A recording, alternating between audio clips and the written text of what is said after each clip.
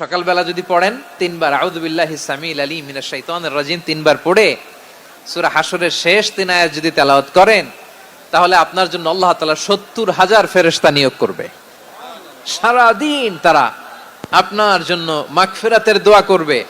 আর ওই দিন ইন্তেকাল করলে আল্লাহ তাআলা শহীদ হিসেবে আপনাকে কিয়ামতের দিন দাঁড় করাবে। সূরা হাশরের শেষ 3 আয়াতের একটা বিশেষ ফজিলত আছে, এটা আপনারা পড়বেন। কি ফজিলত? বিষ্ণু ইসা ইসলাম বলেন, মান ক্বালা হিনা ইউসবিহু সালাসা মাররাতিন আউযু বিল্লাহিস সামিউল আলিম মিনাশ শাইতানির রাজিম সুম্মা ক্বারাআ সালাসা আয়াতিন মিন আখিরি সূরাতিল হাশরি ওয়াক্কালাল্লাহু বিহি ৭০,০০০ মালাকিন ইউসাল্লুনা আলাইহি ওয়া ইন মাতা ফি যালিকাল ইয়াউমি মাতা শাহীদান।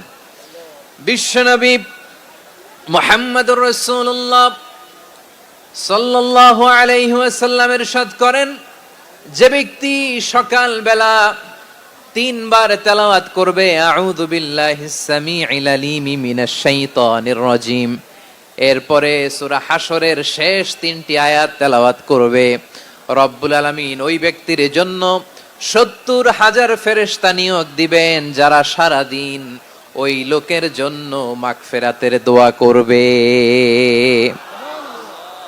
শুধু এখানেই শেষ নয়, বিশ্বনবী ফরমান, ওয়া ইন মাতা ফি যালিকাল ইয়াউমি মাতা শাহীদান, ওই দিন যদি ওই ব্যক্তিটা ইন্তেকাল করে, সে শহীদ হয়ে কিয়ামতের দিন আল্লাহর সামনে দাঁড়াবে। সকালবেলা যদি পড়েন 3 বার আউযু বিল্লাহিস সামিউল আলিম মিনাশ শাইতানির রাজিম 3 বার পড়ে সূরা হাশরের শেষ 3 আয়াত যদি তেলাওয়াত করেন, তাহলে আপনার জন্য আল্লাহ তাআলা ৭০,০০০ ফেরেশতা নিয়োগ করবে।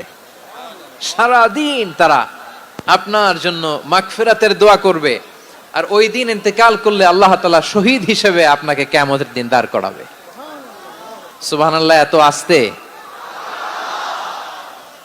আবার সন্ধ্যাবেলায় যদি পড়েন, সারা রাতের জন্য ৭০,০০০ ফেরেশতা মাগফিরাতের দোয়া করবে।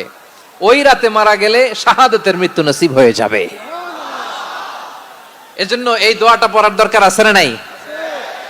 আযকারুস সাবাহি ওয়াল মাসা, সকাল সন্ধ্যার যে জিকির, এই জিকিরের অন্তর্ভুক্ত করে নেবেন।